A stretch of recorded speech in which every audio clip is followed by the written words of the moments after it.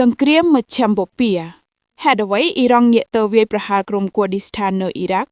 នៅថ្ងៃប្រហ័សទី5មីនានេះអ៊ីរ៉ង់មិនត្រឹមតែបន្តវាយបកតតាំងប្រឆាំងនឹងផលប្រយោជន៍អ៊ីស្រាអែលនិងអាមេរិកទេតែថែមទាំងដាវវាយប្រហារលើទីបញ្ជាការដ្ឋានរបស់កងកម្លាំងទ័ពគូឌីស្ថាននៅអ៊ីរ៉ាក់ទៀតផងថ្មីបិទអ៊ីរ៉ាក់ជាសម្ព័ន្ធមិត្តរបស់អ៊ីរ៉ង់មែនប៉ុន្តែក្រុមប្រដាប់អាវុធគូឌីស្ថាននៅអ៊ីរ៉ាក់ជាចលនាប្រឆាំងនឹងរដ្ឋតំណាងតេហេរ៉ង់ហើយអាចជាកម្លាំងយុទ្ធសាស្ត្ររបស់អាមេរិកក្នុងករណីត្រូវប្រើទ័ពជើងគោកតើសង្គ្រាមនៅអ៊ីរ៉ង់នឹងរីករាលដាលធំពេញតំបន់ឬនៅថ្ងៃប្រហ័សទី5មីនានេះយោធាអ៊ីរ៉ង់បែងបាញ់មីស៊ីលសម្ដៅទីបញ្ជាការដ្ឋាននៃកងទ័ពគូឌីស្ថាននៅតំបន់ស្វយ័តគូឌីស្ថានក្នុងភាគខាងជើងប្រទេសអ៊ីរ៉ាក់ជាប់ព្រំដែនជាមួយអ៊ីរ៉ង់ការវាយប្រហារនេះបានបណ្ដាលឲ្យយុទ្ធជនគូឌីស្ថានម្នាក់ស្លាប់នេះបើតាមសេចក្តីថ្លែងការណ៍របស់ប្រមុខក្រុមប្រឹក្សាសន្តិសុខអ៊ីរ៉ង់ដោយអះអាងបន្ថែមថាក្រុមផ្ដេចខ្លួនគូឌីស្ថានកុំស្រមៃចង់ឆ្លៀតធ្វើសកម្មភាពហេតុអ្វីអ៊ីរ៉ង់វាយក្រុមគូឌីស្ថាននៅអ៊ីរ៉ាក់ជាទូទៅអ៊ីរ៉ង់ដែលមានប្រជាជនជិត90លាននាក់រស់នៅចម្រុះជាសាសប្រមាណ 9% ជាគូឌីស្ថានគ្មានវិបត្តិប្រទានប្រទួនជាតិពិនឬសាសនាដូចអាហ្វហ្គានីស្ថានប៉ាគីស្ថានឬអ៊ីរ៉ាក់ជិតខាងទេទោះបីមានការមិនពេញចិត្តនឹងអំណាចកណ្ដាលក៏ដោយប៉ុន្តែក្រោយការស្លាប់អាយ៉ាតូឡាអាលីខាមេនេស្ថានភាពបានប្តូរផ្លាស់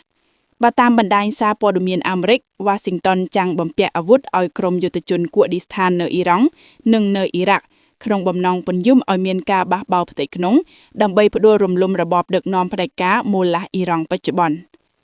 អ្នកទទួលខុសត្រូវគូឌីស្ថានម្នាក់បានអះអាងប្រាប់បណ្ដាញព័ត៌មានអាមេរិក CNN ថាកងកម្លាំងគូឌីស្ថាននឹងមានបន្ទុកធ្វើប្រតិបត្តិការជើងគោកនៅភាគខាងលិចអ៊ីរ៉ាក់ដំណឹងនេះបានច្រានចោយទាំងស្រុងដោយអ្នកនាំពាក្យរបស់សេតវិធានអាមេរិកនៅថ្ងៃពុធទី5មីនាតែលោកស្រី Caroline Leavitt បានទទួលនិងបញ្ជាក់ថាលោក Donald Trump បានពិភាក្សាជាមួយមេដឹកនាំចលនាគូឌីស្ថានស្ដីពីមូលដ្ឋានទ័ពអាមេរិកនៅភាគខាងជើងអ៊ីរ៉ាក់ក្រោយផ្ដើមប្រតិបត្តិយោធាលើអ៊ីរ៉ង់ភ្លាម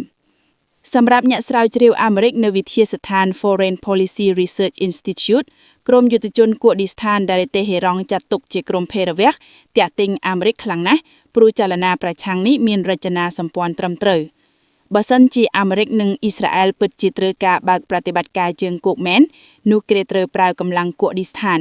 ជាដូច្នេះការប្រើកម្លាំងគូឌីស្ថានជាកម្លាំងចលនាខាងក្នុងប្រឆាំងនឹងរដ្ឋាភិបាលអ៊ីរ៉ង់បច្ចុប្បន្នជាយុទ្ធសាស្ត្រដ៏ឡូស៊ីកនេះបើតាមទស្សនៈរបស់អ្នកស្រាវជ្រាវដដែលគូឌីស្ថានដែលជាជនភៀសតិចមានចំនួនប្រជាជនច្រើនជាងគេនៅពិភពលោកគ្មានប្រទេសរស់នៅបែកខ្ញែកគ្នានៅទូគីអ៊ីរ៉ាក់ស៊ីរីអាមេនីនិងអ៊ីរ៉ង់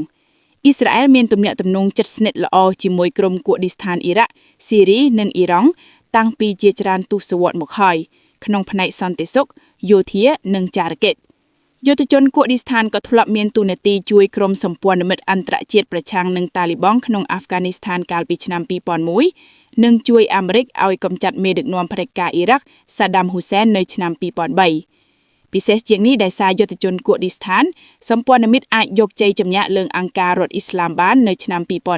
2017ដោយមានជំនួយពីអាមេរិកក្រុមគូឌីស្ថាននៅអ៊ីរ៉ាក់និងនៅស៊ីរីបានទទួលស្វ័យភាពកាន់តែធំ